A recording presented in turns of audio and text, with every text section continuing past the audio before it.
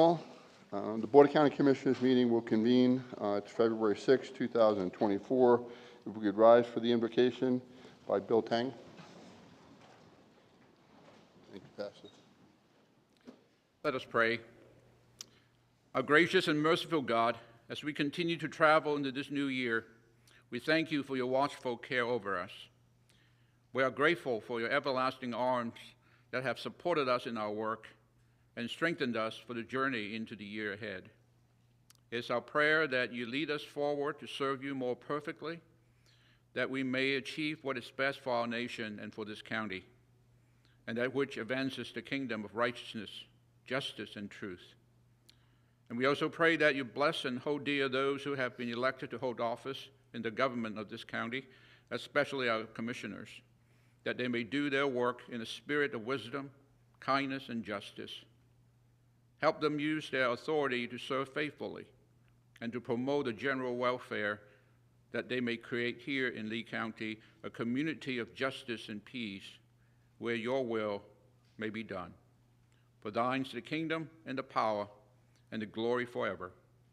Amen. Return to the flag. Pledge. I pledge allegiance to the flag of the United States of America and to the republic for which it stands, one nation, under God, indivisible, with liberty and justice for all. Thank you all. I am Kevin Ruane. I'm the vice chair, and I'm sitting in Mike Greenwell's chair, but I'm Kevin Ruane.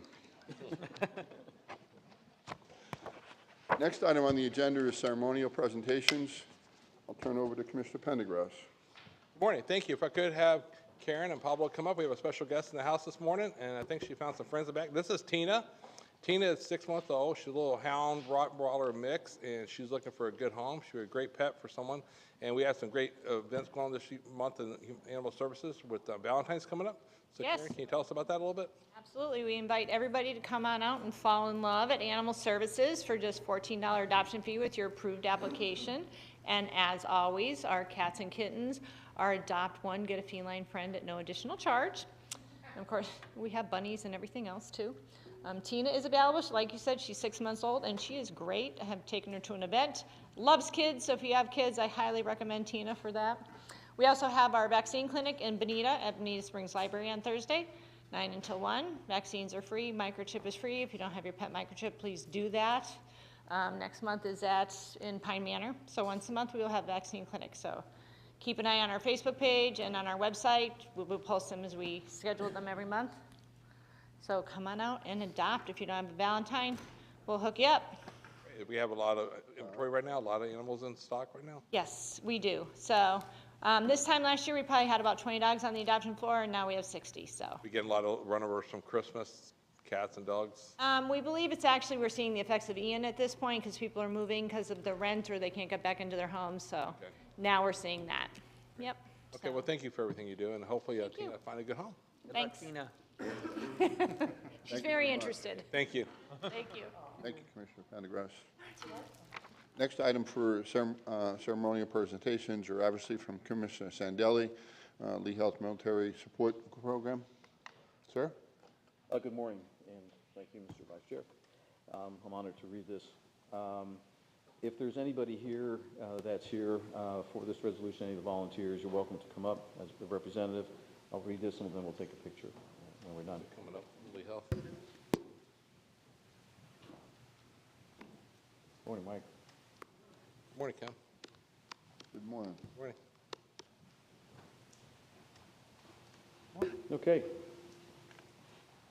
Whereas we, the community members, proudly acknowledge the unwavering dedication and sacrifices of our local service members and their families, as well as our esteemed veterans, and whereas a team of over 15 volunteers with heartfelt commitment stands united to support and uplift our military community during deployments and beyond, and whereas these dedicated volunteers actively engage in supporting veterans by offering referral assistance with various organizations such as Lee County's Health and Human Services, United Ways, Mission United, Red Cross, American Legion Post, VFW Post, Home-Based Veterans, Family Care, and more. And whereas the volunteer team diligently looks to ensure that vulnerable veterans and their widows receive the benefits and resources they need, leaving no room for them to fall between the cracks. Whereas for the past 2 decades, this remarkable team has sent 125,000 pounds of care boxes to our local service members deployed overseas, supporting over 2,300 local men and women in the military.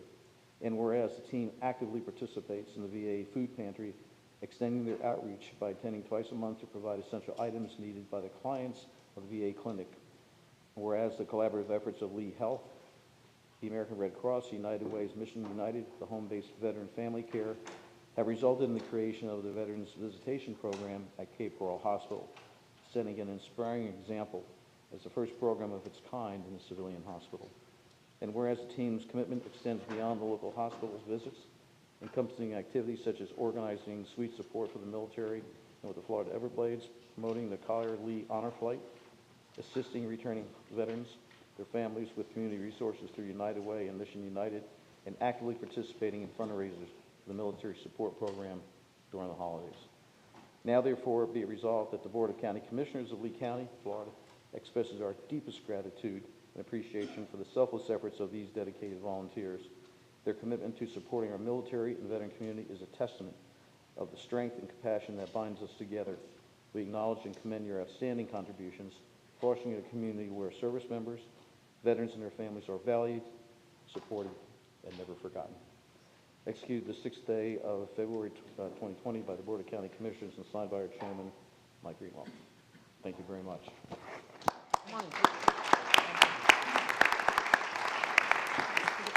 We'd like to take a picture with y'all.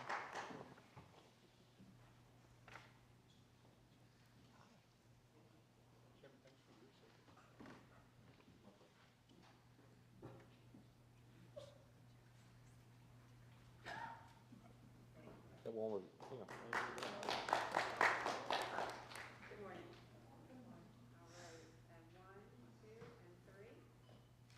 And like anybody who does, take your first.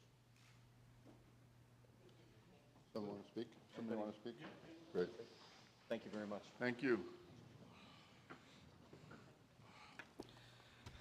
Thank you, Commissioner Sandali, for your service. Pleasure, my honor. We are grateful. I just wanted to say that if it wasn't for our veterans and our supporters, we would never have gotten past year number 1. We thought it was just going to be over and done and we would be done, but 20 years later, here we are. And the local young men and women come back here to Lee County and they're able to get jobs, and now we're working on the next generation, and it's been wonderful. So thank you. Thank you very much for your support. Much needed these days. Thank you. Thank you very much. Thank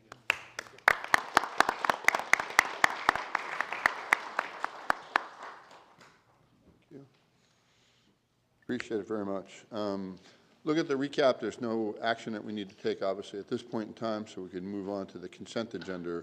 Commissioner Hammond, any items to pull? No items, Mr. Chairman. Pendergrass. none to pull, but I do want to recognize item number 32, 33, and 34, the improvements and the monetary value we put into Lee Hikers, and this is a continued effort for the Board of County Commissioners. Mr. Sandeli? No. Okay. I don't have any items either. Okay. Move the balance. I'll second it, Mr. I have Chairman. a motion on the floor by Commissioner Pendergrass, a second by Commissioner Hammond. I now will turn to public comment. I have a card from Marcia Ellis. Thank you. Sorry about this. Snap.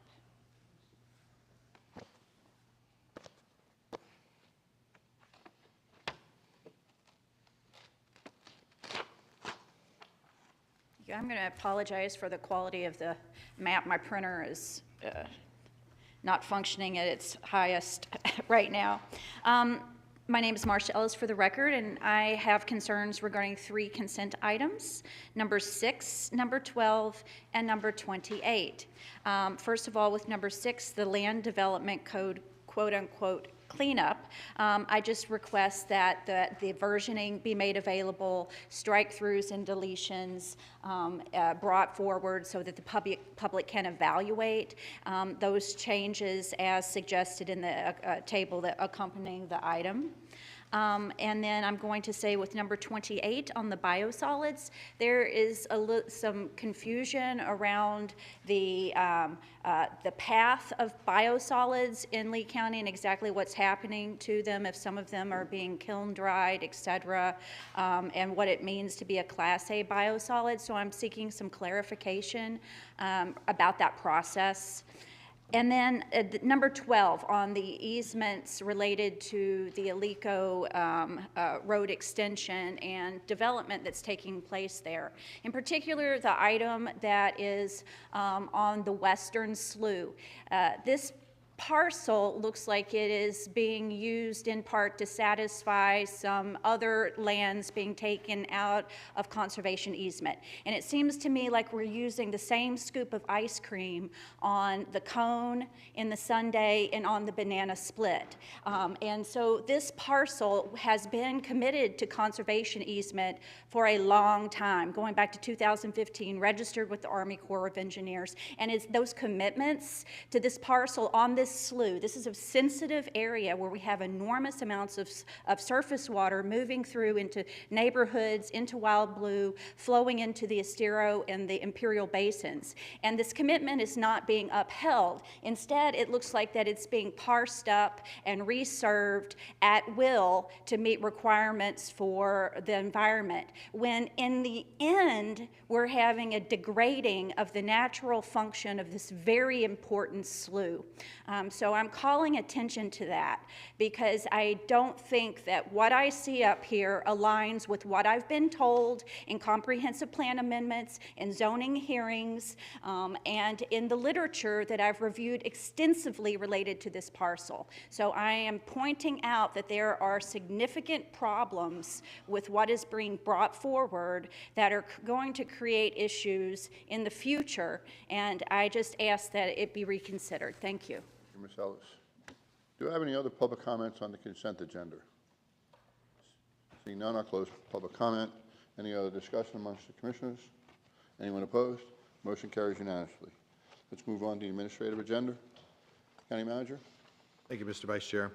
Item number 1 is to authorize submission of planning project applications for CDBG-DR funding, and I'd like to ask Mr. Sayer to present the item.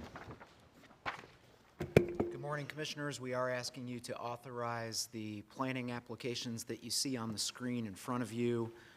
One is a regional alternative source water supply study that focuses on Lehigh Acres, a public safety community wildfire prevention plan.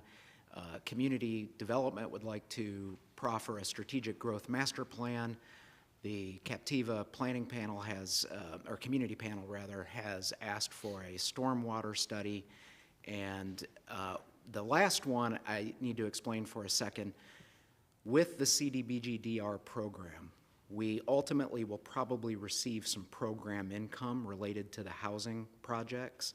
When we do, that money could be repurposed into revolving loan funds for additional housing development, but we need a revolving loan fund and a mechanism to support that, and this study proposes to give us a feasibility analysis for that.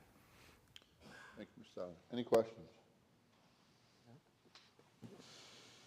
Move the item. I'll second. Motion on the floor by Commissioner Pendergrass, a second by Commissioner Hammond. Any public comment?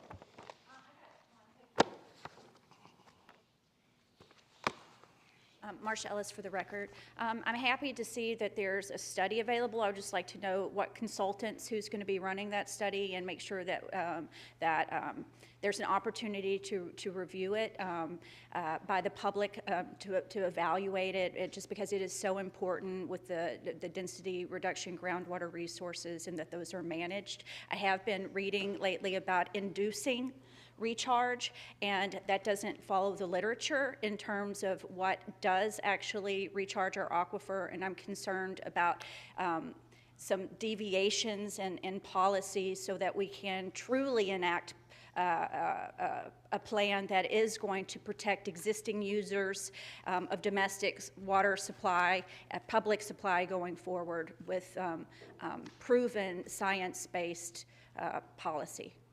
I'll see an answer to your question. Any other public comment on item number 1? Okay, we'll come back to Commission. Any other discussion? I have a motion, a second on the floor. Anyone opposed? No one opposed. Passes unanimously. Thank you. Item number 2. Thank you, Mr. Vice Chair. This is to approve the process to refinance tourist development tax revenue bonds, and I'd like to ask Mr. Winton to present the item. Good morning, Commissioners. Agenda items 2, 3, and 4 can be taken together. These are all bond refinancings. Because of bond rates right now, we can realize some savings. These bonds recently became callable or will be callable, meaning you can pay them off and then reissue new bonds. We do that to term. We do not add years to our bond refinancings. The water and sewer revenue bonds and the tourist tax development bond, revenue bonds, those became eligible for refinancing, and they were callable after October 1st, 2023. The transportation facilities bonds will be eligible after October 1st, 2024, and we expect savings on all of these based on the bond market. For the transportation facilities bonds, if we do complete that deal prior to October 1st, 2024, we will put that refinancing into escrow until October 1st. Thank you, Pete. Any questions for Pete? Just for the record, just for clarification, it's really important that we're doing exactly what you're doing, but most bonds do have prepayment penalties associated with them. When they're callable is the opportunity when you could refinance them. So the refinancing mechanism really is allowed only when they are callable or when they have exceeded a period of time where you don't incur a prepayment penalty. I just think that's important in the environment. Some people have questioned, did we wait too long? We can only do it, obviously, when they're callable. So just for the record, but thank you very much. Any other questions? I move items 2, 3, and 4. I have a motion on the floor by Commissioner Pendergrass, a second by Commissioner Sandelli on 2, 3, and 4. Any other discussion? Anyone opposed? Item passes unanimously. Oh, sorry, I missed that. Any public comment on 2, 3, and 4? My bad. Seeing none, I'll close public comment. Now, obviously, we have a motion, a second, no one opposed. Motion passes unanimously. Item number 5. Thank you, Mr. Vice Chair. This is the award of contract for Ortiz Widening, Colonial to MLK, and I'd like to ask Rob Price to present the item. Good morning, Commissioners. Admin item number 5 is to award a contract to OHLA, Inc. for the widening of Ortiz Avenue from just north of Colonial Boulevard to Martin Luther King Jr. Boulevard in the amount of just under $31 million. The project consists of widening Ortiz to 4 lanes with new bicycle and pedestrian amenities, drainage improvements, utility improvements for both the City of Fort Myers and LCU, and modifications to the parking lot at the jail facility, Lee County Jail Facility. We anticipate construction beginning in the spring, and it is expected to take 2 years to complete. FDOT's currently constructing improvements to Colonial Boulevard in the area of the project. There are specific project notes requiring coordination with FDOT, and after talks with OHLA, they plan to start construction to the north and work their way south to Colonial Boulevard. FDOT should be out of the way by the end of this year at the intersection of Ortiz and Colonial. I'm here for any questions. Any questions for Rob? Mr. Chairman, if I may on that one, so just, I know a lot of people as they'll drive through the area, they'll say, oh gosh, they just redid this intersection at Colonial. Are we gonna make sure that we've coordinated so that we don't have to undo any work that's already been done? I mean, I think people worry about, did they waste taxpayer dollars by having to do it once and then redo it a second time? Yes, sir. Our project limits are actually ending north of the Colonial intersection. When the state builds the continuous flow intersection there and they complete it this year, we're just basically paving up to the limits where FDOT stopped. Excellent. So we'll connect to their improvements, basically. Correct. Okay. Thanks, Mr. Chairman. Yes. How about the roundabout that's already constructed now? That's going to stay as it is? Stay as is. Yes, sir. We're not touching the roundabout. Okay, thank you. Okay, one more question, Rob. You're starting from MLK and working south, is that correct? That's correct. Great, thank you. Other questions? I move the item. Second. Motion on the floor is second. Any public comment on this item? Seeing none, I'll close public comment. Any other discussion amongst the commissioners? Anyone opposed? Motion carries unanimously. Next item, County Manager. Thank you, Mr. Vice Chair. The next items, 6 through 8, are hurricane recovery items, with number 6 being accept hurricane relief assistance funds from U.S. Tennis Association, Florida Section Foundation, and I'd like to ask Mr. Young to present the item. Good morning, Commissioners. Mack Young, Lee County Parks and Recreation. Item number 6 is to accept the Hurricane Relief Assistance funding from the United States Tennis Association Foundation, the Florida section, in the amount of $70,000 for tennis courts repairs at Phillips Community Park, Waxahachie Community Park, Kirk Donaldson, and also Ruttenberg Community Park. Any questions? I'll move approval, Mr. Chairman. I'll second. I have a motion on the floor by Commissioner Hammond, a second by Commissioner Sandelli. Any public comment? Seeing none, I'll close public comment. Any other discussion amongst the commissioners? Anyone opposed? Motion carries unanimously. Next item, Mr. County Manager. Thank you. Number 7 is to adopt a resolution approving Fort Myers Beach Water Reclamation Facility Master Plan, and I'd like to ask Ms. Keys to present the item. Good morning, Commissioners. Items 7 and 8 are to support our Fort Myers Beach Water Reclamation Facility rehabilitation and capacity improvements. This item is to adopt a resolution approving our master plan for the improvements. The master plan is required by the Florida Department of Environmental Protection for state revolving fund loans. We will be applying for these loans, and the amount of the applications will depend on the construction costs. We're also looking at other forms to fund this project, but for today, this will keep us in the application process for revolving loan and forgiveness loans. Any questions? I move the item. Second. Motion and second on the floor. Public comment. I'll close public comment as I don't see any. Any other discussion? Anyone opposed? Motion carries unanimously. Number 8. Thank you. This is to award a professional services contract for Fort Myers Beach Water Reclamation Facility, and I'd like to ask Ms. Keys to present the item. Today, we are asking for award of a competitively negotiated contract for professional services for the Fort Myers Beach Water Reclamation Facility. The goal of the project is not only to increase capacity for future population demands, but also to include advanced treatment upgrades, which will increase our water quality by reducing nutrients. We sustained damages during Hurricane Ian, so we are also using that data for hardening our facilities and also dealing with future flooding. The construction we anticipate to begin in 2025 with a completion in 2028. Questions? I just have one question. The amount that was on here is included in the overall number in item 7, is that correct? That is correct. Okay, great, thank you. Any other questions? I'll move the item. I have a motion by Commissioner Sandelli, I'll second it. second by Commissioner Hammond. I think it's important to note, obviously, that this project is one that we're going to have to go out and bond.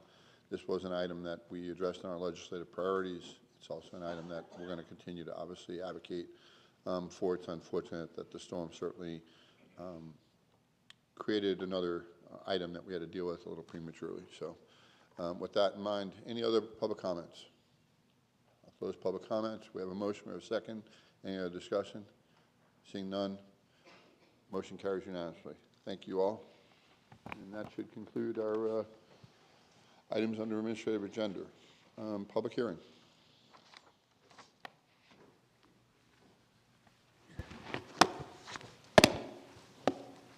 Morning, Commissioners. David Halverson, County Attorney's Office. This is our first public hearing this morning.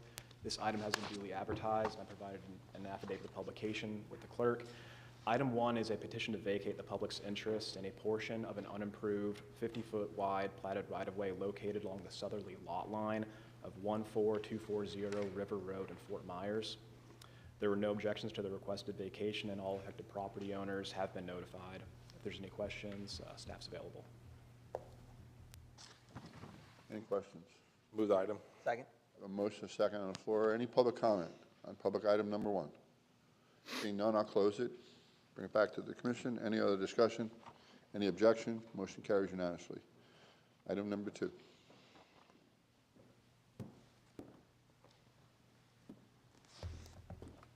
Good morning, Commissioners. Joe Adams of the County Attorney's Office. This hearing has been properly advertised.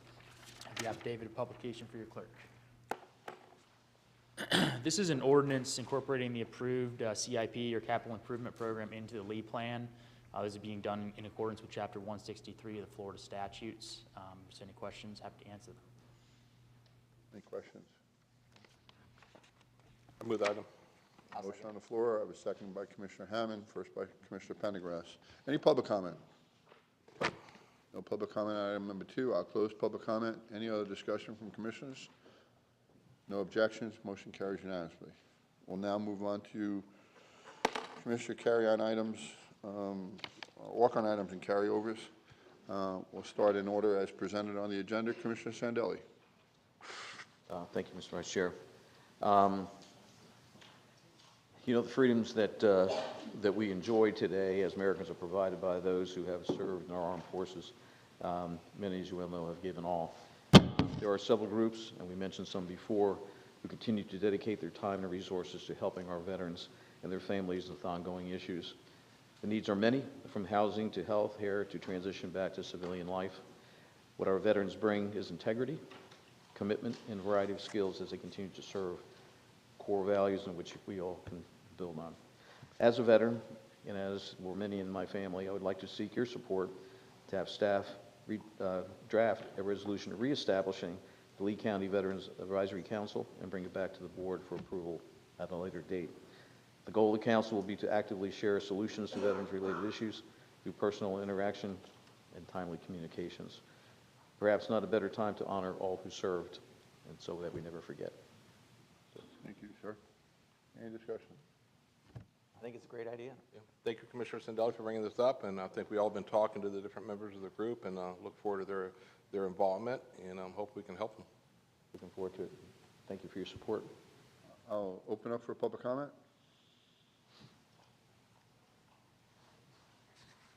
Commissioners, Steve Epkins, I'm the chair of the committee to reestablish the Lee County Veterans Advisory Council. And on behalf of the 55,000 veterans that reside in Lee County, we thank you for taking this initiative, and we look for the resolution that will make our council official. And we thank you for what you're doing and for the service that you all provide all of us in Lee County. So thank you very much. And we salute you.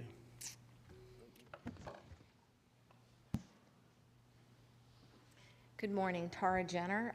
As a 10-year veteran, I'd like to express my thanks to all the community events and organizations in Lee County that have been diligently working to better the lives of our veterans and those that are currently serving. I would like to say, just from a historical perspective, I've been in Lee County for 22 years, and it is only since we've been working on trying to revive the Veterans Advisory Council that I even became aware of about, I would say, 80% of the services available to the Lee County veterans. And because of that, I do definitely strongly support this initiative on bringing back the Veterans Advisory Council to give a one-stop shop where veterans can go and then they can be parsed out to the various organizations that currently exist that will best be able to meet their needs and service their benefits. The biggest problem we often have is we don't even know what question to ask in order to find out that there's an answer there for us. And so looking back historically, there was a Veterans Advisory Council, and I do believe that we have pinpointed that the reason that it kind of became defunct was that the members on that council were not veterans themselves, and therefore there was not as strong an impetus to attend those meetings and have a quorum and be able to meet the needs the council was originally designed to serve as a purpose. So we think we might have resolved that problem with the makeup of the proposed council members, and we look forward to seeing that the county commissioners support us with this. Thank you so much. Any other public comment? Close public comment. Okay. Thank you. We need direction, obviously, to let staff move forward with this. I'd like to send this back to staff, to develop a resolution and bring it back to us. That's a motion. I have a second by Commissioner Pendergrass. I've had public comment. Any other discussion amongst us? Anyone opposed? Motion carries unanimously. Thanks for bringing it. Thank you very much, Commissioner Sandelli. Thank you all for your comments. Greatly appreciated. Commissioner Pendergrass. Good morning, thank you. So here we are, 15 months after the hurricane, we're still dealing with the wrath of the hurricane that lasted 6 hours here. So I'd like to bring up something this morning. So as businesses rebuild here in Lee County from the hurricane, homes rebuilt, some people are really left behind. They're the last ones to actually get funding and get rebuilt. And it's because some of our chambers are obviously affected by this. I've learned recently how the Sample Chamber Visitor Center and the Farmers Beach Chamber, obviously they lost their membership because the business is not being rebuilt. So I was looking to see to have, and I also brought some information here to share with the board members.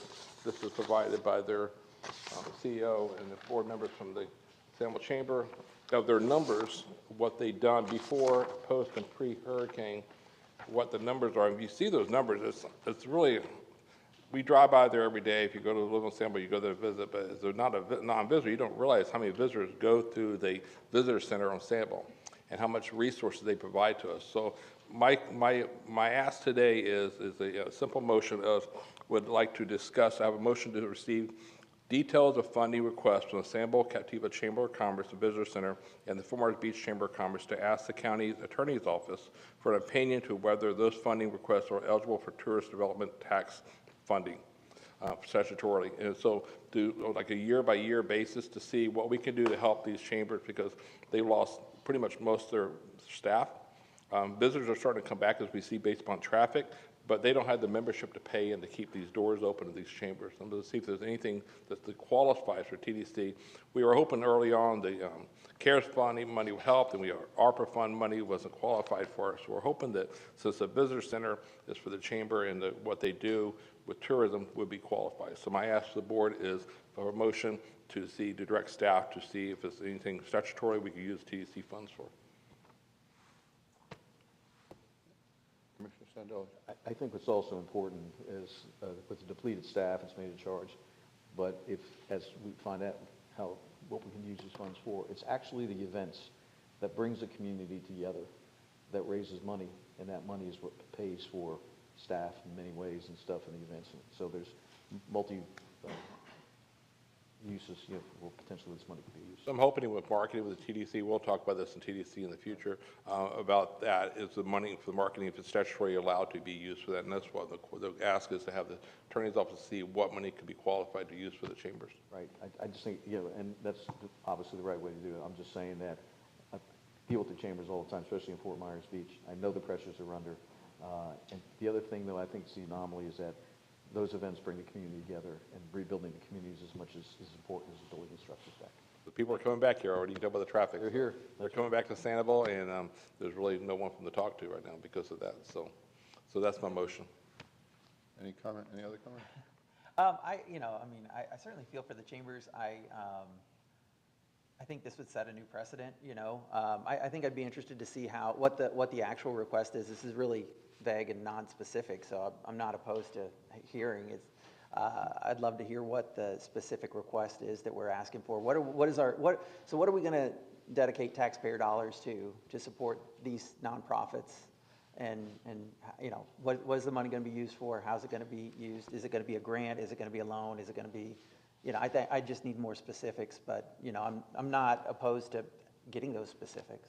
Right. That's all they ask is to see what money could be used for and what monies are needed for either staffing, for materials, or operational costs. And that's what their opinion is going to be from the attorney's office, what the money can't be used for. It would obviously come back to us to see if something is qualified for that. Yeah, that was my first question is, because we have to, serving as a chair of TDC, there are many things when we look at grants that we do every year for even beach and shoreline projects, we have to make a legislative finding if that's even something that could be used for those dollars or paid for by those dollars. And so, I think all of those questions need to be answered before, I could vote on that, yeah. I'm glad you all had an opportunity to weigh in. I certainly, appreciate Commissioner Pendergrass bringing this forward. It's definitely needed. I want to be fair. I obviously want to be understanding that we have many chambers here, but obviously as a result of the damage that Sanibel sustained, as well as Fort Myers Beach, we certainly owe it to ourselves to look at an enterprise fund like the TDC to see what opportunities we may or may not have At least we'll understand what tools we have available to us, and then we can deploy them. Also would like to remind everyone that there's $16 million in reserves in the TDC. So if this could obviously do and utilize it in the most effective way to obviously continue to have tourists coming back, I certainly would be more than open than that, and certainly in very favor of moving forward with this. So Commissioner Pendergrass, I do appreciate your item you brought up. I'll take items from the public. Any public comment?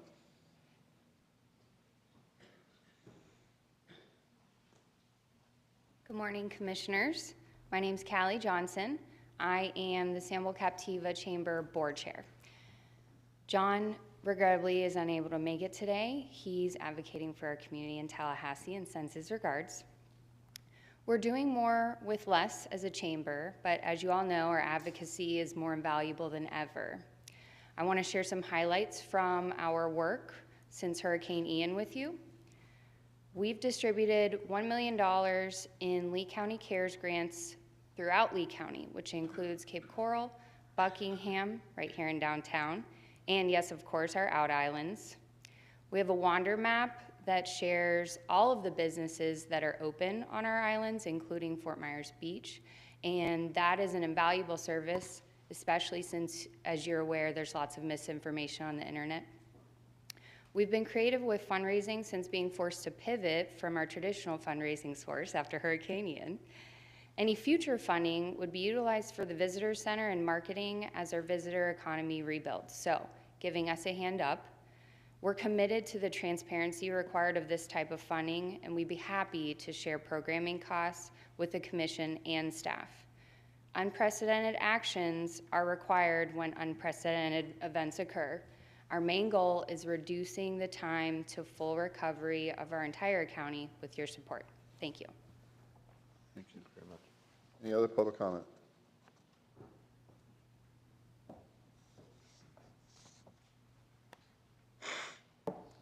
Good morning. Robbie Repsdorf, President of Bank of the Islands, which is a business on the islands, and President of Edison National Bank here in Fort Myers. So good morning, and thank you so much, Commissioner Pendergrass, for bringing this forward. It is so needed. And as we all know, I won't go into a lot of numbers with you. Callie did a great job just highlighting, and you've got the numbers in front of you of the impact before Ian and after Ian. But we all know that Sanibel, Captiva, Fort Myers Beach is, especially Sanibel, Captiva, is one of the greatest assets of Lee County. Fort Myers Beach is another great asset. They're just two different markets. They both need help. They need dire help. The businesses are trying their best to get their doors back open. We all know that dues are the last thing you pay. You've got to get staff in there. You've got to get your inventory in there. You've got to do the improvements to your business. There's just a lot of needs. John Lai, the chairman, is just of the chamber. If you haven't spent time with him, you should consider yourself very blessed to have someone like him in Lee County. We nearly lost him to a surrounding county, but his passion is he's not going to leave when something is in this kind of shape. He sits on the hospitality board. That $1 million Callie was talking about, he got that through his efforts of sitting on that board, came back, got a grant from the Community Foundation on the islands to hire a person to do nothing but make awareness to all of our small businesses. And as she said, it's not just Sanibel Captiva. It reached out to Cape Coral. It reached out to other islands and businesses to get them $20,000 in their pocket to help them get their staff and get going. They're just in desperate need of dollars. And you talk about TDC. People are only going to come to the island one time. They're not going to lay on the beach all day. They've got to have businesses to go into and shop. It all goes hand in hand. It's a domino effect. We know that Sanibel brings us a lot of businesses here full time. They relocate and they come in. So all the tentacles that spin out from this are many. Workforce is tied into this. Housing is tied into this. So please consider having some dollars somewhere in the budget to come to these chambers. They're in desperate need of it, and it is, if you know where this chamber is, it's the gateway to Sanibel. The visitor center there is unbelievable. It was having 80,000 visitors annually. Not today. They're only going to call once. They're only going to, come in once. We need to get this going very quickly, and thank you very, very much. Any other public comment?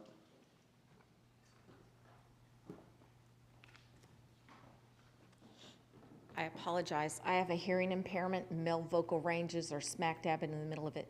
Was this for general public comment or exclusively on this topic? This is for this specific topic. That's what I wanted to clarify. Thank you. I apologize. I appreciate any other public comment. I'm going to close public comment. I appreciate, obviously, Commissioner Pendergrass, you bringing this forward. I certainly am supportive of this. I do think it's important for people to understand this is coming from an enterprise fund. This is going to come from the TDC. There's specific limitations, as Commissioner Pendergrass had indicated. We need to go through a legislative finding. We need to then obviously allow the opportunity, if that is what is and isn't qualifying, to meet the legislative requirement in this. So it is an enterprise fund. I just want to make sure, for clarity purposes, I don't want anyone to think that it's actually coming from our general fund. It's coming from the enterprise fund. So I just want some clarity for that record. I don't want anyone to think that we're using taxpayer dollars. This is an enterprise fund coming from a different source. I just wanted that clarity for the record. Mr. Chair, if I may. Sure. So one scenario that I understand that we're talking about here is tourist development tax dollars, right? Tourist development tax dollars come to us because people stay in hotels. Correct. And when it's a stay in hotels, they spend an extra 5% above the sales tax. Correct. Called the tourist development bed tax, we call it.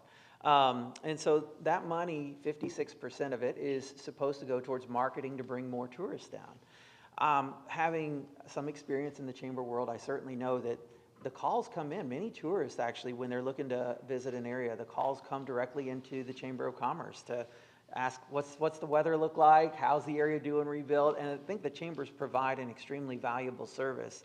I could certainly foresee a scenario where marketing dollars support the visitor center function, right? Because that's a government service that, instead of us building government-funded visitor centers, we could just contract with somebody who already has a visitor center out there, who's already performing that function, if that function is a worthwhile function. So I think that's certainly something that's understandable and a fair request to ask. I do think, obviously, we got to run the traps on it and find out if it's legal to do all that. One caution that I have for the chambers is, chambers have always been accused of being government entities. And it does kind of make it hard sometimes to be an independent advocate for the business community when it also looks like you're a government-funded entity. And so I think those are the trade-offs that, as a leader of the chamber, you have to you have to look at and evaluate. And it's also a trade-off too that we have to evaluate. We have to recognize that because they are an association of businesses whose job is to advocate for the business community back to the local governments and state governments. That's what John's doing right now. There could be a scenario in the future where, again, they could come and advocate on a different topic, for or against that topic. So just again, I think any decision we make up here as elected representatives of the people, you want to look at all the trade-offs before you jump into it. That's my hesitancy, or whatever it might seem like it is. That's just my caveat. There you go. I appreciate your comments. I think we'll certainly go through that aspect. I think we'll do the due diligence necessary. I commend Commissioner Pendergrass for bringing it forward. And I do believe in the bucket you've identified, Commissioner Hammond, it will be in the marketing aspect. We'll have to make sure there's a legislative finding. TDCs are very specific, beach and shorelines and attractions. So there's not going to be a lot of flexibility in what particular bucket. And again, the devil will be in the details as you present them to us and we understand where they are. Maybe there might be some items in marketing that seems to be fair. There might be something in attractions. I don't know, and I'm not necessarily going to advocate one way or another. Fundamentally, I am very much in favor of doing this. The other issue that we have to keep in mind is that you have to invest dollars, in the marketing aspect, and the chamber does a great job, having governed there for 13 years. I could assure you they are directly tied, in my opinion, with bringing people in, having heads in beds. there's no doubt in my mind that they do that, they satisfy that, that'll be pretty clear to do so. But Commissioner Pendergrass, thanks a lot for bringing it up. Yes. Just one more comment. I realize, and I agree with everything that was said here. Two things. One is timing is very important. And the second thing is I hope, as we do with everything within the county, we're all in this together. And so I hope people can approach it as in that light. I think that's a great point. You know, Commissioner Pendergrass, do you have a timeline you'd like to see this come back next meeting? If we get a second here today and this passes, then I will get with the chambers and our county attorney's office and set up a meeting in the next few weeks to discuss what their needs and wants are, so they have, the attorney's office knows what their needs are and what the money would be used for, and look at it one year at a time. Correct. To see how far we need. So I agree with your comments. I mean, honestly, it's 1 year at a time. I'm just trying to make sure we move, as Commissioner Sandelli indicated, expeditiously as we can. Time is of essence. in the next week or so, based upon everybody's schedule. Okay, great. I'll second your motion so we can move forward. We have a motion, we have a second. Any other public comment? I've closed that. Any other discussion? Any objections? Motion carries unanimously. Thank you. Thank you. If we could just stay, since I'm chairing the meeting, we'll go in the order of norm. So Commissioner Hammond, would you mind presenting your item, and I'll go last in the Yeah, traditional. so, thank you, Mr. Chairman. So colleagues, so because of the sunshine law, I can't come down to your offices and talk to you about an idea that I have behind the scenes or privately. The sunshine law says that if there's anything that we ever want to talk to our colleagues about that we might have to vote on, we got to do it in public at the meeting right here. So following that process, I put it on the agenda, the recap, that I'd love to informally walk into your office here, so to speak, and float an idea past you to see if it's something you're interested in. I was impressed by what Governor DeSantis did in the wake of Hurricane Ian. You know, we all remember what we felt the moment we saw the damage that was done to the Sanibel Causeway Bridge. And I think we all remember the early conversations where we were really worried that it might be years before we were driving on that bridge again.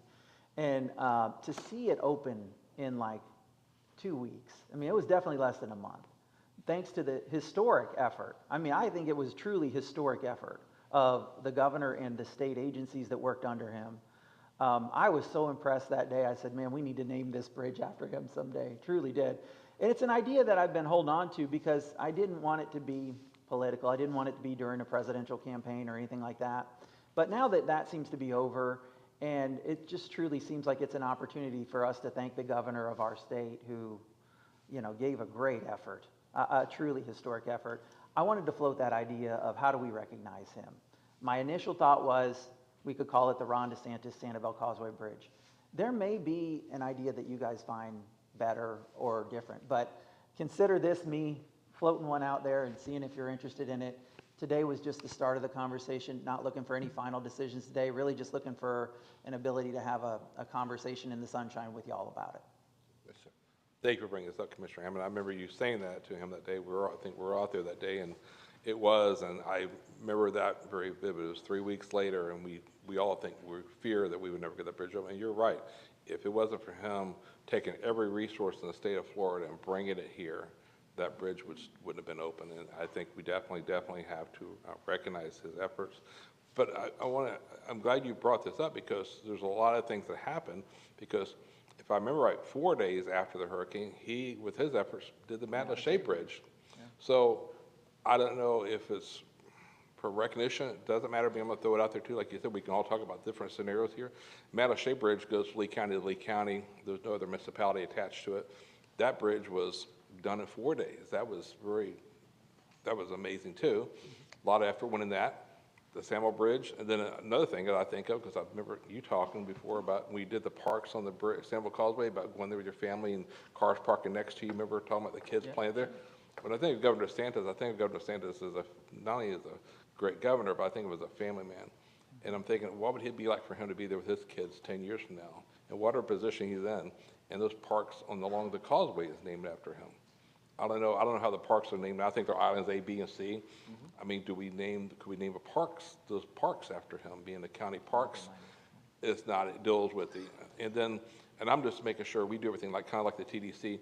I remember a few years ago, we had a scenario, we had a bridge in Lee County that was named after a person that was still alive, and the state says, we're not going to fund the overpass over I-75. You guys named a bridge after somebody still alive, so you're on your own in that part of the maintenance.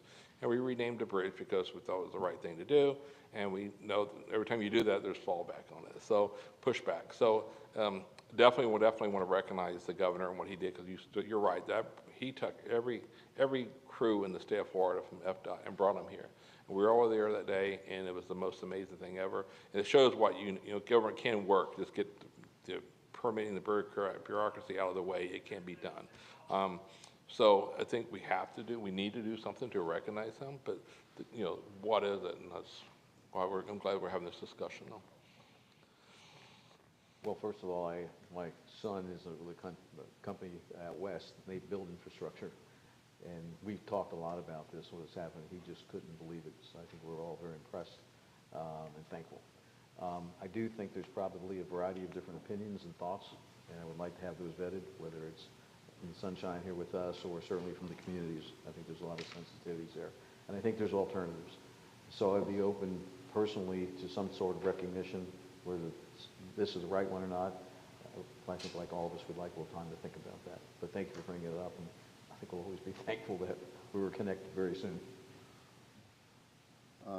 I thank you, Commissioner Hammond. Listen, there's no doubt in our mind that this governor did things that continue to amaze us through this whole recovery. I think Commissioner Pendergrass brings up some valid points from Mount Lachey. Sanibel, it might be a little bit more awkward. I come from, a different part of the world where we seem to name things when someone passes. It just seems to be the appropriate time to do that. Again, I don't know if that's Florida law. I don't know much about it. But I do believe as a governing board, we certainly need to recognize what the governor did for us. What's the most appropriate thing to do? I'm not necessarily certain, but I'm more than open to having a subsequent conversation. I also would love the opportunity to have our other colleague as well to kind of just talk about options. So it might be a discussion and then some direction to staff at some point in the future. But I think it's worthwhile to have a discussion sometime in the future about this. I'm more than open to do that. That make sense? Yeah. My thing is also, like I said, Mount Lachey, at least it goes Lee County to Lee County, where Sanibel does connect to the city of Sanibel. And hearing some different opinions from that side. And I'm trying to build bridges here right now. We're trying to, we're trying to build some bridges here. We're trying to, work with San Juan Captiva. It's been a long year with some of the issues with hurricane recovery and some other issues going on with Captiva. And I just I want everybody to be on board. I want everybody to say, yes, it's a great thing. Everybody to, embrace this. Love to have the governor there. We do like a rebuilding of the bridge, park, whatever it may be, toll booth, whatever it may be, and say, we're all here, and everybody's happy, everybody wants the thing. I've been much better to go through that than what we've gone through in the past before. I mean, it's just trying to find the right thing. So again, thank you for bringing this up, because we do definitely need to do something, and love to have Sanibel's support on this and everybody on the islands. And maybe the timing would be better when he leaves office, when he terms out, as opposed to now when he's actively in there. I don't know. That's why, like I said, I wanted to have the conversation and talk about it, see what y'all are interested in doing. I too want it to be a positive thing for the community. Didn't want it to be. I would be surprised. And I did get a chance to talk, and I think this is probably how the media found out about it. I reached out to Dana Souza, the Sanibel City manager. Talked to every member including Mayor Johnson. Talked to Mike Miller. Talked to John Henshaw and Holly Smith. And initially, all of them were supportive. Holly Smith did call me yesterday and said she wanted to take a pause on her support of it. I don't know, what she has her own reasons, and I'll let her explain those. But, all the other ones still seem to be very supportive of the idea. But again, you want it to be a thank you when you do it, not something that could be controversial. So, if the timing is maybe later or something different, I'm open to that. But again, like I said, we can't talk about something we might vote on without me bringing it up publicly. So that's what I wanted to do today. You were saying about the end of his term, but when's the actual bridge completion going to be done? Does anybody have an update on that, when the actual bridge construction is going to be completed for the FDOT? Does Rob know? I'm just curious. I just thought, because I never really thought about it. It's like, well, we do this when the bridge is done, or you do it during construction? I don't know how far along they are, and I don't know, some people out there probably more. I haven't been out there like in 3 weeks, so I was out there last time 3 weeks ago. They were still replacing slabs of the current bridge pouring concrete. I believe that date's September, but I'm going to ask Mr. Of Price. this year? Yes. Okay, so we have till, if we needed. Good morning, Commissioners. Rob Price with DOT. The project should be going through the end of this year, November, December timeframe, we should be done. Okay. So Rob, we're talking bridge, we're talking islands, we're talking completely done, all pieces, all aspects. We talked about structured parking. I'm just trying to understand. We're talking about the roadway improvements, everything in the right-of-way. Okay. The islands, we're working through with facilities and getting a plan together for the islands. There's some work that's going to be happening on the islands to grade out all the material that was dredged and establish some drainage and the elevations there.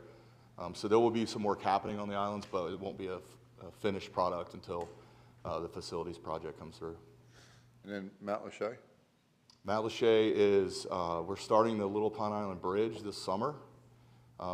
They're working on the roadway area there where they drove the sheet piles in between those two areas. We expect to have the Little Pine Island Bridge down to one lane starting in like June of this year, with anticipating having it reopened to two-way traffic come October is the goal out there. And then they'll be working on the other half of the bridge while we'll be able to maintain traffic on Little Pine Island Bridge. I appreciate that, you know, and honestly, as a result of that information, maybe perhaps as we have both bridges done, you know, maybe it's a park, maybe it's whatever, but I think as we, you know, obviously can visualize what's done, we could have a more robust, and the other good thing about it is it won't seem as political driven. Some people may say we're doing this for politic purposes. So the bridge is done, we could look at options, we could look at parks, we could look at all opportunities. It's a little bit further down the road, so I think that might be safer. That's just my 2 cents. I just know if I lived on San Juan Captiva, I would have definitely appreciated what happened, because we all know how long it would take to replace that bridge under normal conditions. And as Bob is a homeowner, a business owner, and there's a few here in the audience, and an ex-owner, knowing that bridge is gone, that was just devastating, knowing you couldn't get to your home for the year or two. So I think that, for me, the perfect vision would be if we have like a great Lee County Day, have him and Casey and the kids out there and have a big celebration with Sanibel and with Lee County and celebrate the bridge rebuilt, and it was more resilient than the old bridge was going to be now, and hopefully never happens again. That was exactly my thought too. Very much like, you know, 6 Mile Cypress Parkway is named Ben C. Pratt 6 Mile Cypress Parkway. Everybody still calls it 6 Mile Cypress Parkway, but you did something to recognize the effort that was put forward there by that person. You know, same thing. It would still be probably the Sanibel Causeway, as everybody would just refer to, but it would have a sign there that would certainly recognize the historic moment that happened. I can tell you, I was born and raised here. I've lived here my entire life, and this was probably one of the top 5 most historic moments in the history of the county, definitely the most in my lifetime. And I thought it needed to be recognized, and that was it, not for any political reasons. But I understand in today's like social media driven world why people would definitely go there first. So what I'm hearing from you guys is maybe bring it back later this year as things start to wrap up, construction starts to wrap up. Am I hearing it right? That's great. Okay, thanks. Thank you. I do have one public comment card about bridge. Thank you. Want to make sure I recognize you. You appreciate it. Marcia Ellis for the record. I'm going to point out that on November 18th of 2022, Dr. Fred Blocher of the Florida Atlantic University Center for Water Resiliency and Risk Reduction, he did an interview with Local News 10. And in that, he stated that the Sanibel Bridge failures were due to the construction of the seawalls as well as the approaches to the bridge, stating that what was needed were true sheet pilings, and that they start putting in geogrids so the water doesn't get in there, that they're designed to allow the material to move. He then went on to note how quickly the bridge was repaired and to understand that these are temporary fixes. In my mind, the best way to honor Governor DeSantis is to make sure that we have plenty of geogrid on hand and other geotextiles, so that if we're ever in a situation like this again in the future and we're having to immediately haul fill material out there, there, that we can get those geogrids in place and those textiles to make a more permanent fix. Understand that there was like a great deal of urgency, but just even a simple step like that and having the opportunity to reflect backward and say, hey, this is something that we can do. We can make sure we've got this material on hand. We can make sure that people are trained to get it in there whenever we're having to replace all of this erosion so that we have a more permanent fix and don't inconvenience people twice. So thank you for bringing this forward, Commissioner Hammond. I think it's an important conversation. Thank you very much. Any other public comment? I'll close that. We have great discussion. Appreciate Commissioner Hammond you bringing it up and discussion. We'll certainly look forward to having a discussion a little bit later in the year. Any other items? Nope, none for me. Okay. Last item, I'll certainly cover Tallahassee, really for everyone's own edification. Certainly went up there. Commissioner Hammond was with me. It's a different funding environment, that's for sure. We heard loudly and clearly as we navigated through leadership, both on the House and the Senate side, that the hope, I gather, it was simplified, is to go back to funding projects at pre-pandemic levels. Last year, there was $6.8 billion worth of projects submitted. This year, it's 7.5. The number that was initially floated around was $500 million for potential funding. I think the Senate certainly is much more flexible. The good news is our projects are alive. The most important thing in the process we go through is to make sure that the items on our legislative agenda are in the budget. You don't necessarily get too concerned about the dollar amount right now. The dollar amount will take place. So the process is make sure it gets in the budget, let the Senate and the House go through their process, and they'll do a reconciliation and ultimately fund something. It's just going to be a much different funding environment than we've ever experienced. I think a lot more aspects of this and a lot of discussion. I think as you try to go back to pre-pandemic days, I think that step is a big step to do, and I think it'll probably be one where they'll actually walk downstairs as opposed to going from $7.5 billion to $500 million in 1 year. I think that'll be difficult. The good news is that we were well received in all of our meetings. I was very appreciative that leadership on both sides had time for us and gave us times. Again, I'll give kudos to our lobbyists to allow us and give us the appointments necessary to do so. I'm going to continue to play in the role that I have and continue to go to, obviously up to Tallahassee to continue to reinforce what our needs are. I think the only thing that I'm trying to resonate, and I think this conversation was, listen, the storm came very, very quickly. Did we have all our projects identified? Absolutely not. Are there projects that we certainly didn't think about or whatever? And I just think that and hope that the legislature understands that the devastation we went through at $50 billion is catastrophic. And if there's some items that we potentially missed from last year's budget, that there's additional consideration that's given that's a little bit different than others. The one thing that I'm very proud of and wanted to make sure legislators understand, we are obviously recovering at a level that is driving sales tax at unprecedented levels. So our remittance of sales tax, I think, is really duly and important to note that what we're doing, because honestly, the investment they're making in these projects obviously are really a great return on investment, and the way to measure that is the sales tax that we're collecting. So obviously, in my opinion, the more recovery dollars, the more sales tax, and obviously better for our county. So that's really the only issue that I want to bring up and give everyone an indication that funding, and as it goes out later in the year, it's just going to be a little bit different, dramatically different, not a little different, dramatically different than what we've experienced in the past. So that's my report. I'm all done with my items. Committee appointments. Commissioner Hammond. I have none today, Mr. Chairman. I have none. Commissioner Sandelli. I have one, and as soon as I find it here. First of all, I want to thank both you and Mr. Hammond for going up there. And what's always interesting to me is as we go through the rebuild process, and we talk so much about that, we're also going through continued growth within our county, within our state. And so we have the duality of meeting those challenges and stuff like this. So hang on for just 1 second here. I'll bring it back to you if you have any. Okay, I'll bring, I do have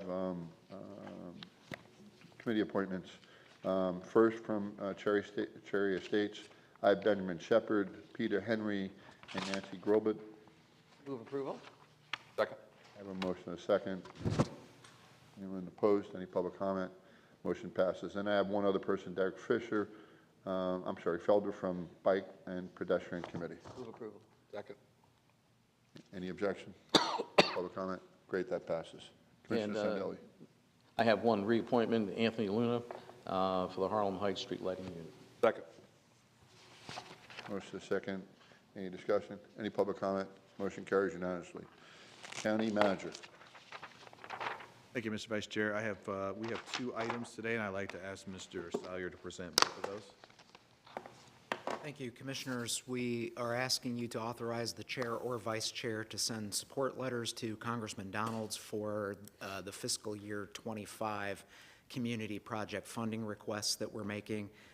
And just as a recap, that's $2 million for new mobile response units, $9.2 million to construct an EMS regional facility in Cape Coral, $15 million for the Fort Myers Beach water reclamation facility that we discussed earlier in the meeting, and $10 million for Lee County Utilities North Lee County Wellfield expansion project. Need a motion for that? Please. You need a motion for that? Yes, please. I move the item. Second. A motion is second. Any public comment on that item? Seeing none, I'll close public comment. Any other discussion? Any objection? Motion carries unanimous. Item number 2. Yes, sir, thank you. And then the second item is the update on the Lee Cares Housing Assistance Update.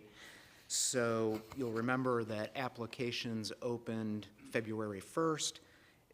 Thus far, our outreach teams have been to more than 12,000 households.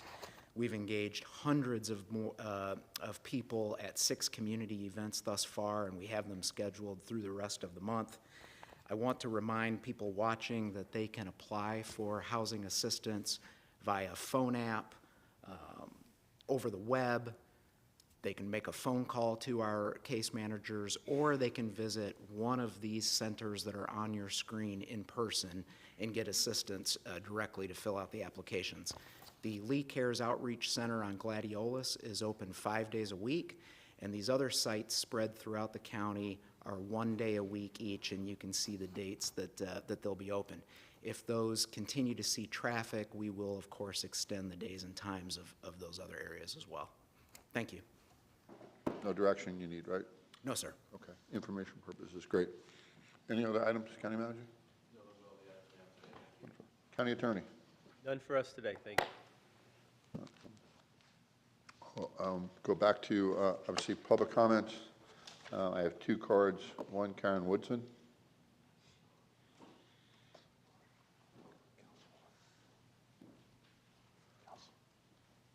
Welcome, Councilwoman. Thank you so much. I appreciate it. I appreciate being here this morning, and I am Karen Woodson. I am the councilwoman for Fort Myers Beach.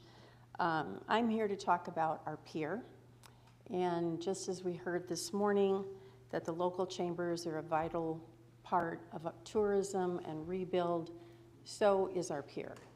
When you look at the tourism numbers, we're over 4.5 million tourists that come to Lee County, and about 1.7 million of those people come to the Fort Myers Beach Pier.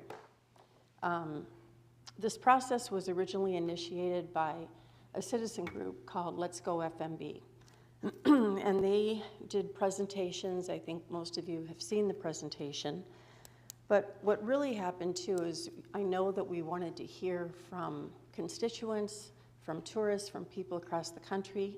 So we put together a survey and had almost 10,000 respondents from that survey. And what came out of that is 98% average of building back a bigger, better pier. And so what does that look like? And why do we do this? One of the reasons, a huge reason, is economic revitalization, inspiration and excitement that exists about the pier, It is the #1 tourist attraction in Lee County. Excuse me. It replaces a historic landmark that has been there for 40, 50 years. We need increased safety for swimmers, boaters, and tourism activities, and by building it longer, building it wider, this would provide that. And of course, to fish. That's one of the main things. So I look at the piers around the state, and we truly have second or third smallest pier in the state. We're not asking for St. Pete Beach Pier, that's 3,000 feet, but Pensacola is 1,471, Panama City 1,500, Navarre Beach 1,545. We're looking at about 1,000 feet and maybe 16 feet wide from the 8 foot that it is now. So that leads me to the resolution, resolution number 2416, a resolution by the Town Council of the Town of Fort Myers Beach, Florida, encouraging and providing support to the Lee County Board of County Commission to consider enhancements when rebuilding the pier located on Estero Island in order to build back a better and bolder facility for the enjoyment of the public and economic benefit to the community, and providing an effective date. So I would like to submit that. Thank you. So thank you. I hope that we can talk further about this. I know that there's meetings, further meetings coming up, and we really would like to be involved in this process. Thanks. Thank you. Next public comment is Danny Ballard.